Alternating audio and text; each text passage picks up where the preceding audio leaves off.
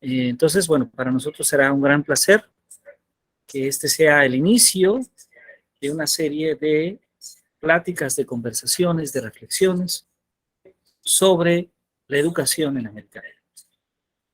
Entonces, pues bueno, bienvenidas y bienvenidos. Vamos a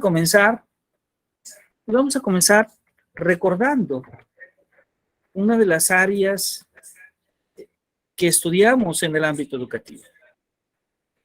Parece ser que alguien más desea acompañarnos en esta sesión. Vamos a aceptar.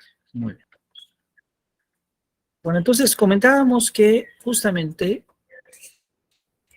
en el ámbito educativo, en la educación, en el estudio de las pedagogías, cada vez ocupa un lugar más importante y más especial la pedagogía crítica. De hecho, tal vez el término más adecuado sea hablarlo en plural. Es decir, las pedagogías críticas. Como una corriente educativa que propone justamente que el conocimiento no es políticamente neutral. Y además, asume ahí que la enseñanza es un acto inherentemente político. Esto creo que nos hace reflexionar entonces esa conexión que se da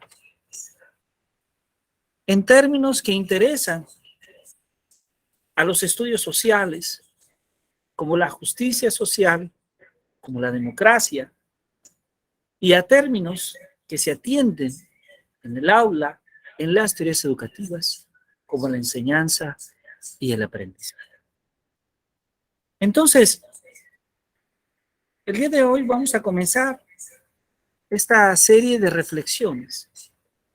Vamos a reflexionar sobre el pensamiento de varios autores que están ligados a estas corrientes que llamamos las pedagogías clásicas. El día de hoy voy a citar algunas ideas que aparecen en diferentes autores, en este caso no latinoamericanos, pero después vamos a poner un énfasis mucho más específico en el pensamiento latinoamericano. Y muy probablemente hemos escuchado en nuestros textos sobre filosofía, sobre literatura, sobre pedagogía, sobre educación o inclusive sobre psicología. Antonio Gramsci, a Peter McLaren, a Henry Groves, que tienen una importante influencia en los conceptos de educación que están ligados a esa noción de desarrollo y que en cierta medida tratan de dar respuesta a una pregunta muy interesante que podemos hacernos de la educación. ¿Educar para qué? ¿Cuál es el sentido de educar? ¿Cuál es el sentido de contribuir a la formación de personas con determinadas habilidades, conocimientos, actitudes? Educar entonces, ¿para qué? ¿Y cuál es en ese qué el papel que juega el desarrollo? Pero también hay otros estudios sobre la sociedad, sobre tratar de entender qué es eso que llamamos sociedad, sobre la cultura, sobre la justicia. Ahí aparecen algunos autores clásicos como Luis Perret Althusser, Pierre Félix Bourdieu, Jean-Claude Passeron y Paul Michel Foucault.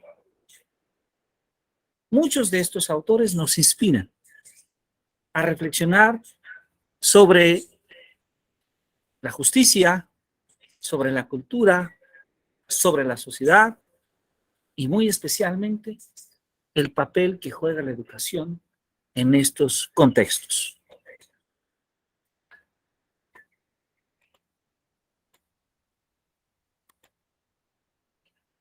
Bien.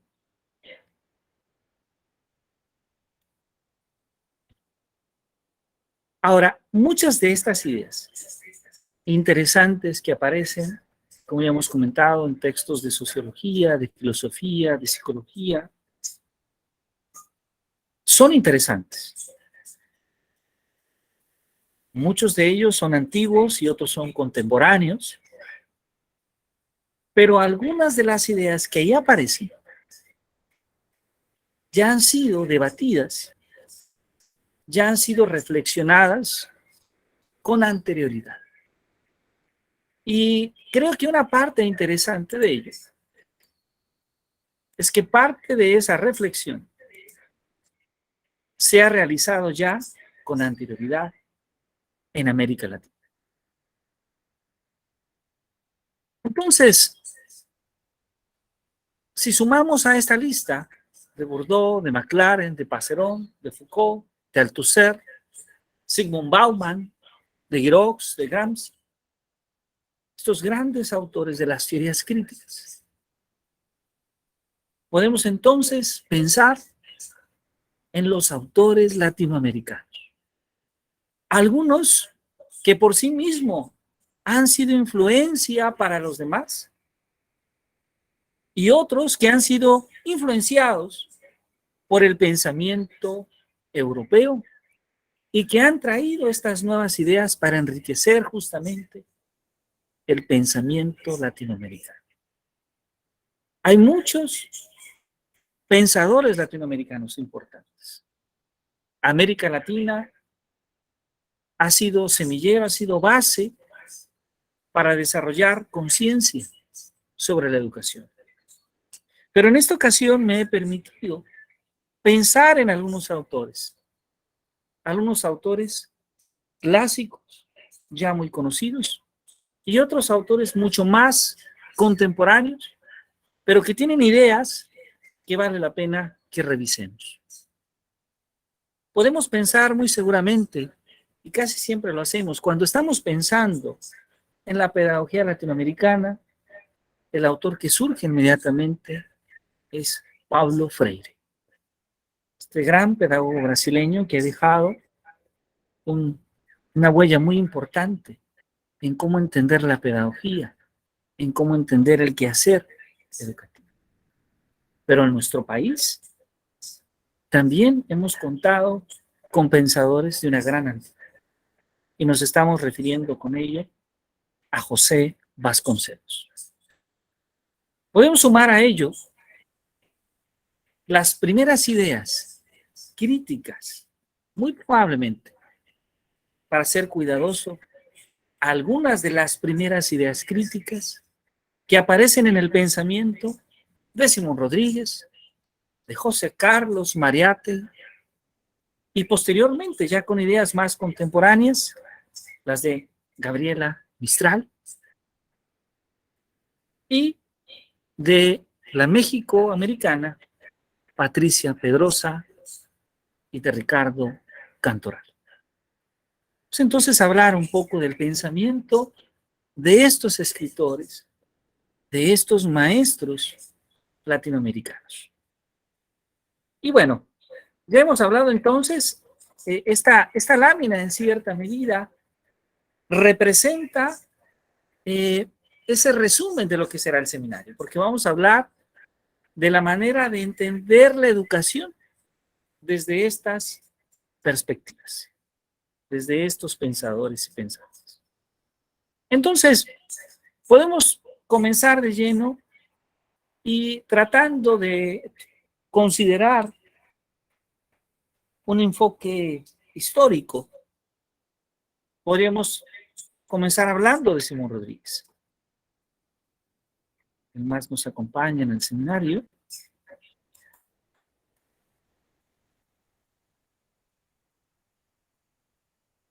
Bien, entonces, podemos hablar justamente de Simón Rodríguez. Perdón.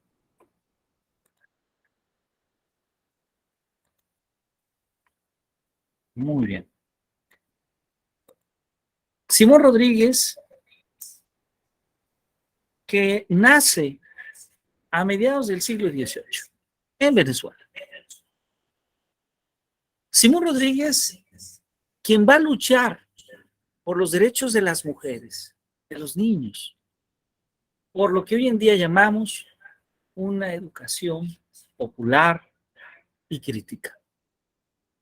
En una época justamente que surge la noción de escuela pública en Latinoamérica. Pero, ¿cómo entiende la escuela Simón Rodríguez? Pues Simón Rodríguez nos dice, nos habla de la escuela como ese medio para que las personas aprendan ciencias sobre el comercio y sobre las letras. Simón Rodríguez ve a la escuela como un espacio para todos, donde no exista, donde no haya distinción de clases. Simón Rodríguez nos dice que el maestro entonces, el maestro de los niños, debe de ser sabio, debe de ser ilustrado, debe de ser un filósofo y un comunicador, porque su oficio, que por cierto para él era el oficio más importante, es formar a los hombres para la sociedad. Simón Rodríguez entonces va a concordar con esa idea de que el progreso social se puede alcanzar a través de la educación. De hecho, podemos entender en este sentido a la educación como ese motor del progreso social. Pero que además de ello, hace una diferencia importante en un movimiento que ya en esta época se empezaba a gestar, que es la lucha por la independencia. Y hace un énfasis muy interesante. Esa lucha por la independencia que se obtiene por medio de las armas no debe de confundirse con la libertad que se obtiene por medio de la educación, que se obtiene por medio de la escritura. Para Rodríguez, debe de prepararse a todas las personas sin distinción de clases y de razas. Todos los miembros de una república deben de ir a la escuela, deben tener acceso a la escuela. Estas son algunas de las frases de Simón Rodríguez, que una de sus obras, posiblemente su obra más influyente, es justamente la que aparece en esta imagen. Sociedades Americanas, escrita en 1828. Rodríguez entonces va a sentar las bases para una serie de debates que él inicia, pero que se van a retomar en el siglo XIX, en el siglo XX y sabemos que en el siglo XXI también. Ahora, algo que también se atribuye a Simón Rodríguez es que va a influir de manera importante en el pensamiento de Simón Bolívar. ¿Por qué? Gracias al maestro Simón Rodríguez, Bolívar va a tomar las bases para poder dialogar sobre la libertad, sobre la igualdad de clases. Citando, haciendo cita a ello. No son las razas quienes vuelven estúpidos o esclavos a los hombres, sino las sociedades.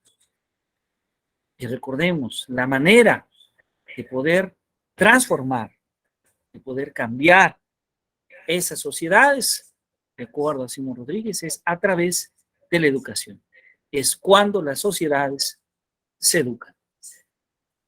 El proyecto educativo de Simón Rodríguez va a tener como base, en primera instancia, el desarrollo de una escuela popular, en cierta medida, el nacimiento de lo que hoy en día llamamos la escuela pública. Esa escuela donde se tiene acceso a todas las niñas y a todos los niños, sin distinción de raza, sin distinción de clase, sin distinción económica o geográfica. Rodríguez asume la idea entonces que la escuela popular es para todos los ciudadanos. Y además algo adicional, aquí es donde empezamos esa parte crítica que comentábamos al principio. Y el uso de las tierras agrícolas para los americanos. Americanos se está refiriendo a todos los del continente americano. Y entonces va a vincular la educación y el trabajo como dos medios inseparables. Y va a pensar, desde luego, al Estado como un Estado plurinacional. Cito una de sus palabras en Sociedades Americanas de 1828. En la escuela deben estudiar juntos las niñas y los niños, ya que así los hombres aprenden a respetar a las mujeres. Y las mujeres pierden el miedo a los hombres. Después de un espacio, hace énfasis. Se ha de dar instrucción a las mujeres. Ahora, esta frase, estas palabras de Simón Rodríguez son muy importantes. Porque si nosotros consideramos este contexto, esta época, estamos hablando de una época donde las mujeres no tenían acceso a la educación, donde la gran mayoría de los ciudadanos no tenía acceso a la educación. El trabajo de Simón Rodríguez entonces es importante, pensándolo como uno de los maestros, uno de los pensadores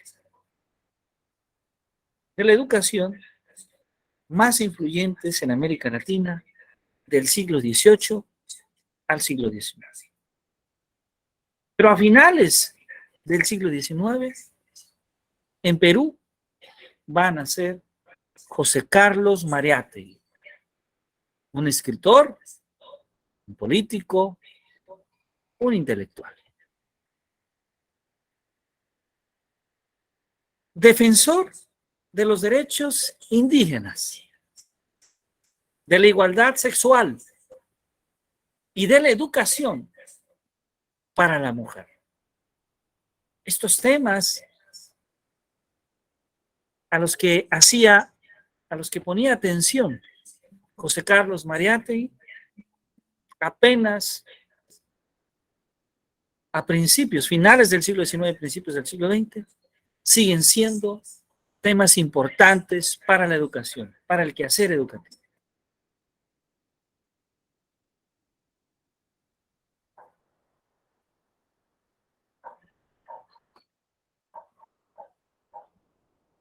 Mariátegui entonces va a ser defensor de los derechos indígenas, de la igualdad sexual y de la educación para la mujer. Y muy probablemente el impulso sobre estas temáticas va a ser a través de una revista que él crea, la revista Amauta, que por cierto Amauta significa maestro, conocedor, quien socializa los saberes.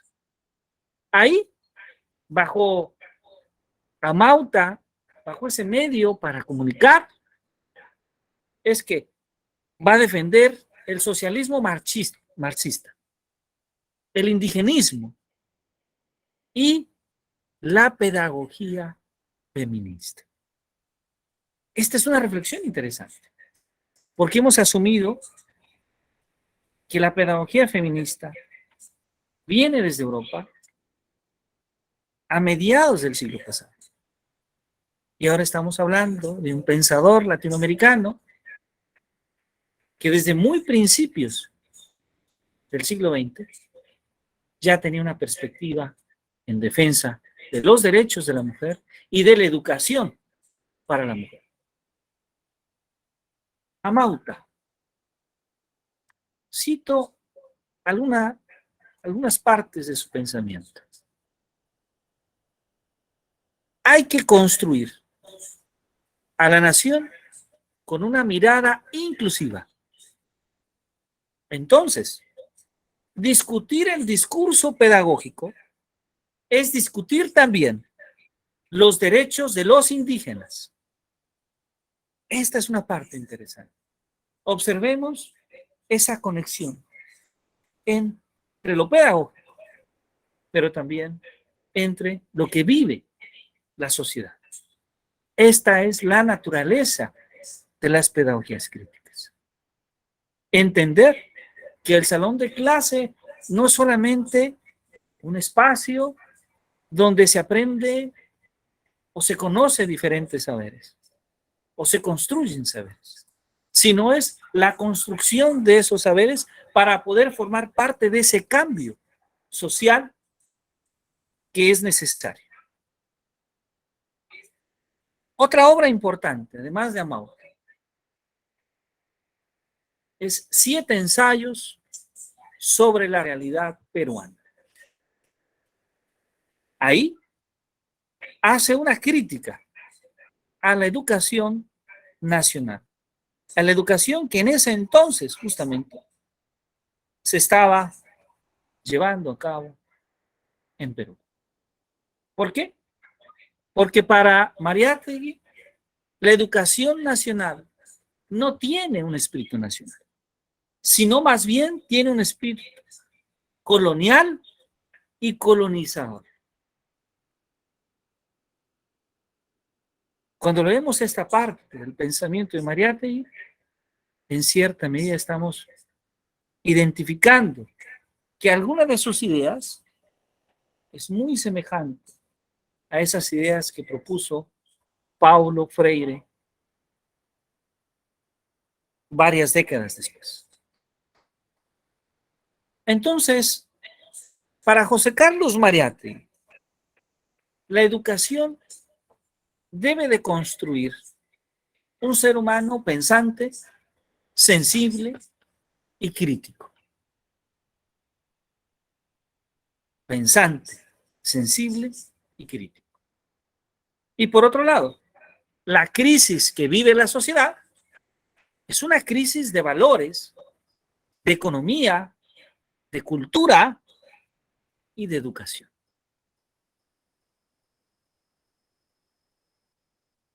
Aquí tenemos la portada de esta obra, 7 ensayos de interpretación de la realidad peruana.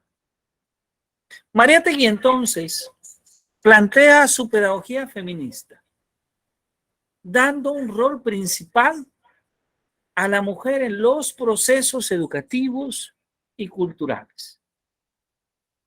Y esta frase tan fuerte que escribe en esta obra. El tipo de mujer que produzca una civilización nueva tiene que ser sustancialmente distinto al que ha formado la civilización que ahora declina. Naturalmente, José Carlos Mariátegui estaba pensando que la manera de pensar sobre la mujer en su época iba a cambiar. Y después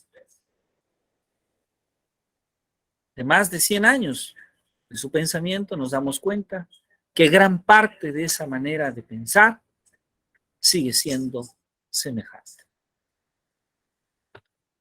Para 1889 nace Lucila Godoy Alcayaga, a quien hemos conocido como Gabriela Mistral. Educadora y poeta, feminista y defensora también de los pueblos originarios y de esa identidad latinoamericana. Una pedagoga definida así, de acción y de poesía. Y un aspecto muy importante, es una de las impulsoras de la educación obligatoria básica en su país de origen, en Chile, pero también de la educación para la mujer. Gabriela Mistral, que nos dice que instruir a la mujer es hacerla digna, es arrancar la degradación a muchas de sus víctimas. Gabriela Mistral, quien también fue ganadora del premio Nobel. Y me permito citar esta otra frase que de hecho ha publicado la UNESCO sobre su pensamiento. Donde haya un árbol que plantar, plántalo tú. Donde haya un error que enmendar, enmiéndalo tú. Donde haya un esfuerzo que todos esquivan, hazlos tú. Sé tú entonces el que aparta la piedra del camino.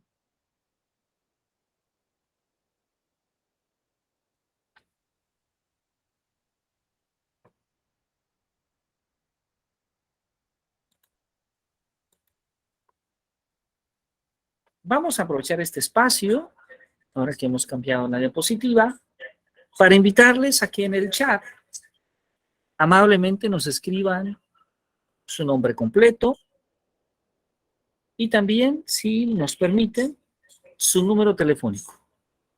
Nuestra intención es formar un grupo de WhatsApp de este seminario y compartir a través de ese grupo de WhatsApp algunas lecturas, algunos materiales para ir analizando, para ir revisando todos juntos sobre estos pedagogos latinoamericanos. Gabriela Mistral, de hecho, también participó de manera importante en nuestro país, justo en épocas en que bien estaba naciendo la Secretaría de Educación Pública. Ahí, por invitación de José Vasconcelos. Y entre estas prácticas, esta colaboración que tuvo en nuestro país, ella escribió una serie de reflexiones. Recordemos que ella va a participar en la reforma educativa y en el proceso de alfabetización que fue impulsado justamente por la Secretaría de Educación Pública en su época. Tomo esta frase que ella publica en su libro Imagen y Palabra de la Educación de 1956 y que se refiere justamente a esa actividad, a esos procesos de formación que ella experimentó en diferentes partes de nuestro país. Ahí tuve la alegría de aprender de la mala superstición, de aquello que dice que el indio americano padece de una capacidad intelectual irredimible. Ahí gocé de su genio para el dibujo, para la pintura y escultura, de la sed de leer, de escribir, danzar y cantar que posee el pueblo. Muy bien, pues bueno, este ha sido entonces el inicio del seminario. Les invitamos entonces a que puedan justamente dejar estos datos para poder formar nuestro grupo de WhatsApp, nuestro grupo de estudio y poder ir compartiendo algunas de las notas de estos diferentes y diversos autores. Me gustaría entonces, si ustedes me permiten, concluir mi participación directa en esta presentación y dejar justamente un espacio para poder dialogar, para poder preguntarnos, para poder hacer algunas preguntas y para poder hacer algunos comentarios o reflexiones sobre esta primera parte del seminario que hemos comenzado. Esta primera parte del seminario que hemos comenzado, donde ya empezamos a dialogar un poquito sobre, si observamos, sobre tres pensadores latinoamericanos muy importantes. Por una parte, Simón Rodríguez, por la otra, José Carlos Mariátegui y Gabriela Mistral. Entonces, no sé si alguien tenga alguna pregunta ¿Algún comentario? Estoy a sus órdenes.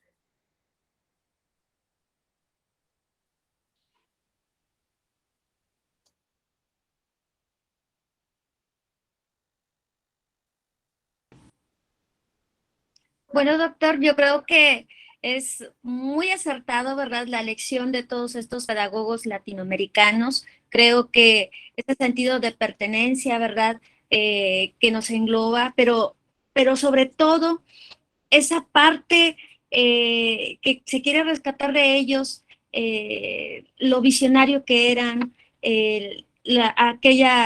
aquel entusiasmo de cambio, ¿no? Y sobre todo esa pedagogía crítica que ustedes mencionan, ¿no? Parte, ¿verdad?, de lo que conocemos también, como fue Paulo Freire, ¿verdad?, que espero pues con ansias la siguiente sesión del seminario, ¿verdad? Él también habla acerca de esa pedagogía crítica. Creo que nosotros como docentes, ¿verdad?, educadores, directores, esa parte, ¿verdad?, de conocer la historia y cómo grandes pedagogos latinoamericanos, ¿verdad?, no nada más del otro continente, ¿verdad?, de los otros continentes, pues han hecho mucho, ¿no? Y han marcado grandes pasos de la historia. Creo que se me hace muy interesante y pues muy acertado. Muchas gracias, doctor. Muchísimas gracias. Bueno, hay mucho que decir de la pedagogía que se hace en América Latina. En muchas ocasiones, la pedagogía europea o las pedagogías europeas son mucho más difundidas, tienen un impacto y esto lo vemos en los modelos educativos, en los planes y programas de estudio, pero ciertamente en América Latina, desde finales del siglo XVIII a la actualidad, ha surgido todo un movimiento.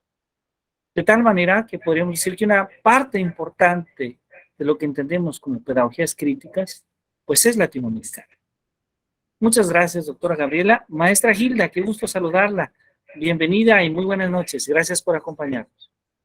Sí, un gusto, doctor. Bueno, ahorita escuchando sobre estos autores, sobre estos pensadores, filósofos latinoamericanos, me surge la pregunta en función de si bien ellos tuvieron que estar pensando en una pedagogía crítica, es porque tuvieron que enfrentar crisis. Usted lo decía, países en crisis ideológica, países en crisis económica, y sobre todo educativa, y me parece que es como muy importante encontrar la raíz de estas crisis, pero creo que lo más importante es pensar y repensar cómo estos autores se van a poner o se están poniendo hoy en boga, cuando sabemos que también nuestra sociedad está en crisis, pero no es la misma, no es lo mismo. ¿Cómo pensar, cómo hacer como este trayecto de pensar desde el pasado hacia nuestros días en función de tales crisis? Hacer un comparativo, hacer un trayecto que nos permita ir valorando cómo y de qué tipo eran esas crisis y cómo son las crisis que vivimos actualmente. Entonces, es muy interesante, por supuesto, pero ¿cómo tendríamos que estarlo pensando u organizando?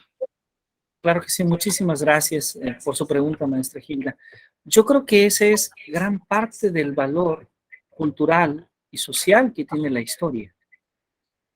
En muchas ocasiones ha habido personas que han hecho algún tipo de crítica sobre la historia misma. Me estoy refiriendo a la asignatura, a ese conjunto de saberes que estudiamos desde la educación preescolar, primaria, secundaria, etc. Y la historia es muy importante, porque estudiar la manera en la cual las personas han enfrentado determinados problemas, estudiar la manera en la cual tal vez parcialmente han encontrado soluciones, o también de qué maneras no han encontrado soluciones, desde luego que es un medio importante para poder enfrentar los problemas contemporáneos o actuales. Ahora, algo que habrá que mencionar es que vamos a ver a lo largo de todo el seminario que muchas de estas problemáticas que se viven en estas épocas son muy semejantes a las problemáticas que enfrentamos en la actualidad. Desde luego, con contextos distintos, pero hay elementos esenciales que parece que de manera constante aparecen. Y entonces esto nos habla de que no ha sido suficiente esa transformación que se ha buscado en el salón de clase. Tal vez en algunos sectores, en algunos aspectos, se ha iniciado ese cambio, pero ese cambio, como bien lo dijo en esta frase que me permití leer José Carlos Mariátegui, él hablaba como de una especie de sociedad que ahí concluía y que la nueva sociedad iba a ver, iba a entender de una manera distinta, por ejemplo, el papel que jugaba la mujer, los derechos que debería tener la mujer, el acceso a la educación que debería tener la mujer. Y podemos decir que parcialmente hemos avanzado, parcialmente. Parece que las mujeres y distintos géneros tienen un poco más acceso a la educación, pero también sabemos que no es suficiente lo que hemos conseguido. Entonces, esa transformación, estamos en ese proceso de transformación y tenemos que seguir apuntalándolo poco a poco. Bueno, espero haber podido contestar un poco, maestra Gil. Maestra Carolina, qué gusto saludarla, maestra Carolina. Muy buenas noches.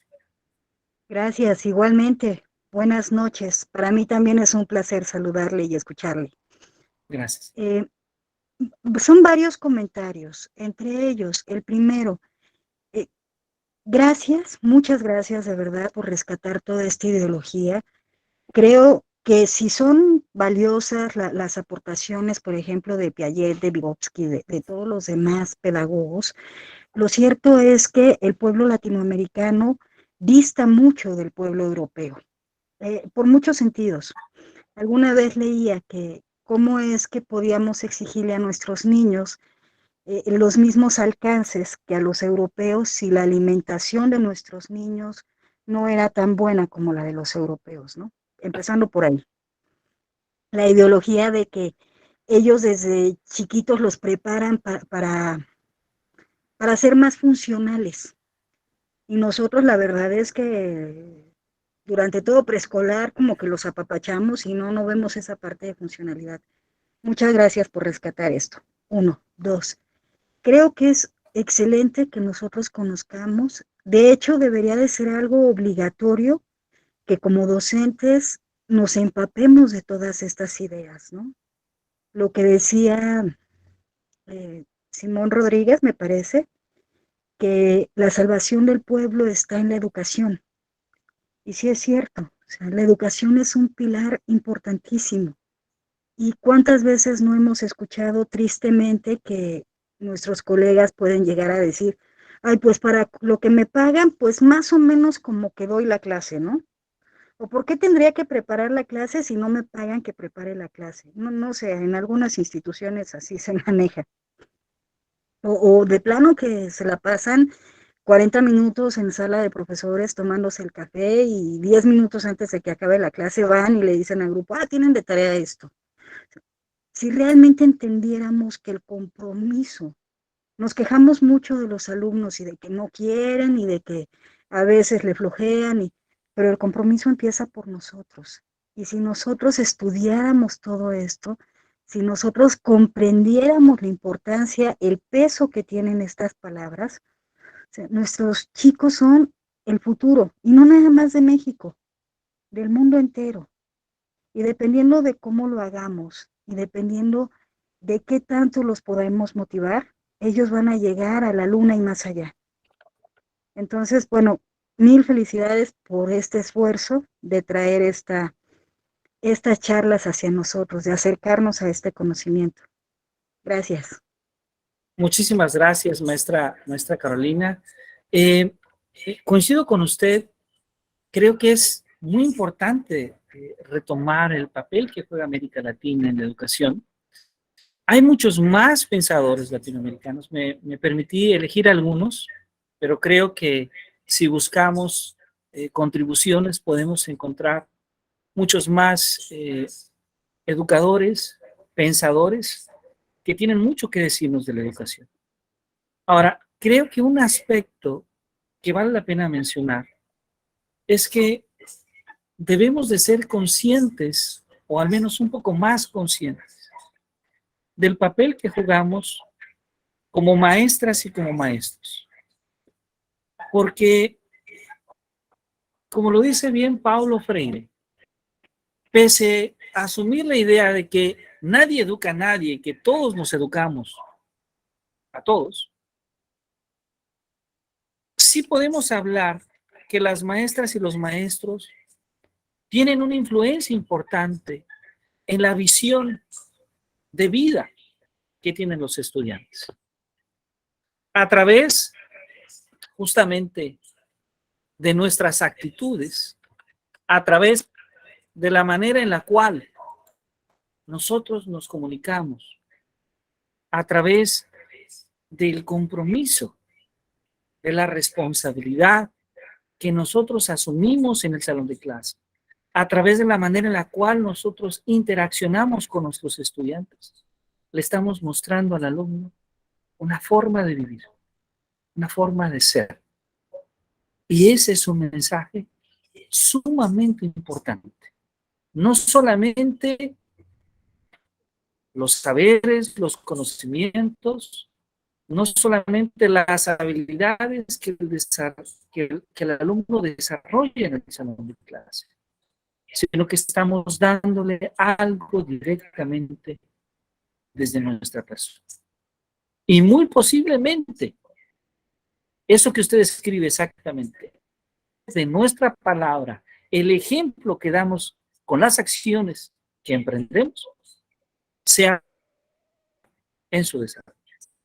Muchas gracias, maestra Carolina. Adelante, adelante, Jalmar. Un gusto que nos acompañes. Buenas noches.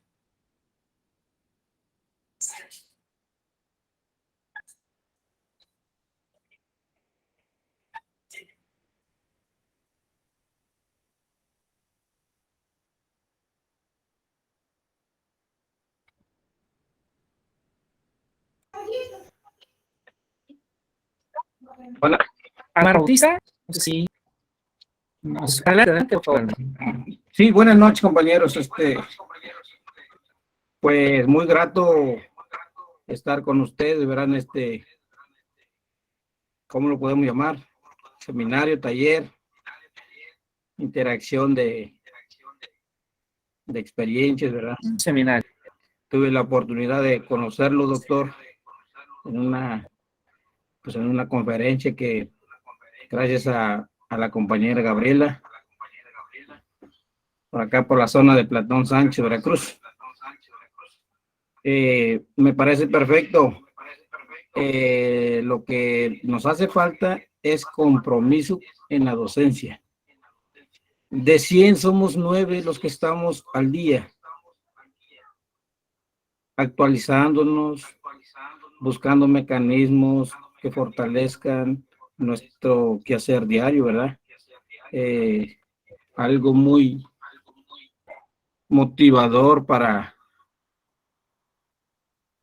nosotros como docentes o como buenos docentes, que siempre andamos inquietos buscando dónde obtener nuevos conocimientos. Quiero rescatar un punto muy importante, que muchas veces nos limitamos nosotros mismos a no ser siempre los mejores, pero sí, hace falta muchísimos autores por conocer. A veces nada más tenemos los bosquejos de diferentes autores, pero nada más los tenemos y no los ponemos en práctica. Si bien nos damos cuenta que desde los años 1800, ¿verdad?, siempre se ha buscado la participación de la mujer en todos los ámbitos. Bien claramente lo decían por ahí los autores. Y qué bueno que hasta el siglo XXI tengamos esa inquietud de que incluir más a las mujeres. Yo agradezco y por ahí dejé mi número para empaparme más de información, de nuevos conocimientos, y prácticamente agradecerle a todos los compañeros el tiempo destinado para ahorita y que así sea para la próxima sesión. Quedo a sus órdenes. Soy Rubicel Bautista y agradecerle a usted, doctor. Muchísimas gracias, Rubicel. Qué gusto saludarle nuevamente. Gracias por acompañarnos ya desde Veracruz.